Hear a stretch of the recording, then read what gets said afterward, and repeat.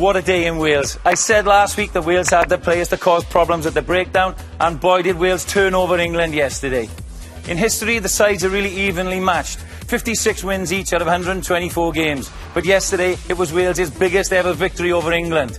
Defence was massive, 12 turnovers, only 5 missed tackles. There was 17 by England. And in the last 4 games, only 36 points conceded, and there's 0 tries in that.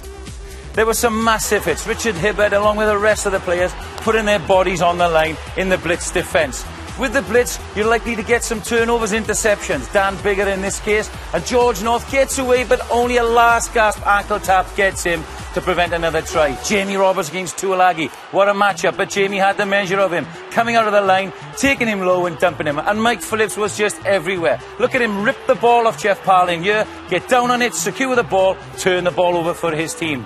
Not just ripping the ball, holding up Vunipola. As you see, waiting for his teammates. We see this from Ireland. It's the choke tackle. A maul ensues. In come the other players. It collapses. And the referee, Steve Walsh, yet again, gives the turnover to Wales. Just watch Mike Phillips' reaction. Inspirational, fantastic defensive attitude. Pre-match selection was key. And England's back row was outplayed by Wales. And not just in the turnover stakes. Ball carrying as well, 97 metres combined for Wales, 34 metres from the England contingent. And in missed tackles, England back row, they missed 5 tackles, only 1 from the Welsh contingent. Now that leads to penalties, and with the goal-kicking accuracy of Lee Halfpenny and Dan Biggar, and the nervousness yesterday of Farrell, only 33%, it resulted in a dominant Wales performance. Here are the tries. Ken Owens ripping the ball, like we saw with Mike Phillips, it causes trouble at the contest. Here now Mike Phillips, he delays. Mike Brown has a choice to make. He has to buy time because he has a forward inside. A nice early ball from Jonathan Davies. Just look at Alex Cuthbert carrying the ball in the right hand. That allows him to fend off Mike Brown, who goes off too high in his tackle, and he's in for a great score. They kept the scoreboard ticking over. The maturity of Phillips and Biggar showed. They extended their lead with a well-taken drop goal. And just look at that pass from Mike Phillips, and the second one to Lee Halfpenny. It cuts out half of the English line. Some great hands, and just watch here now. Justin Tipuric putting the ball back into 2 hands, causing problems for Mike Brown again. Barrett is too slow to get there. The deft skills of the open side flanker puts Cuthbert in for his second. Now, but for a small blip in Paris, Wales' scrum has been imperious. And the pressure they exerted on the England scrum yesterday yielded 9 more penalties at scrum time.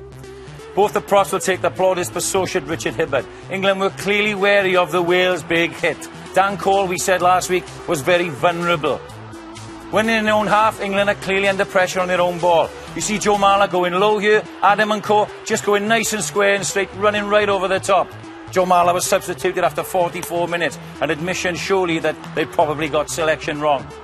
This manifested itself in more and more pressure on the scrums, even when the substitutes came on. And here we see Hooker popping up, Marler going out, Cole going into the hole as we suggested, yet another scrum, and the amazing atmosphere contributed to another Wales penalty.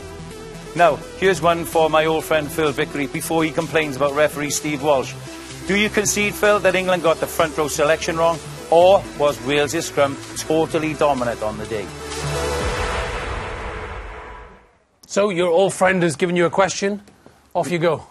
Sean's quite happy there, isn't he?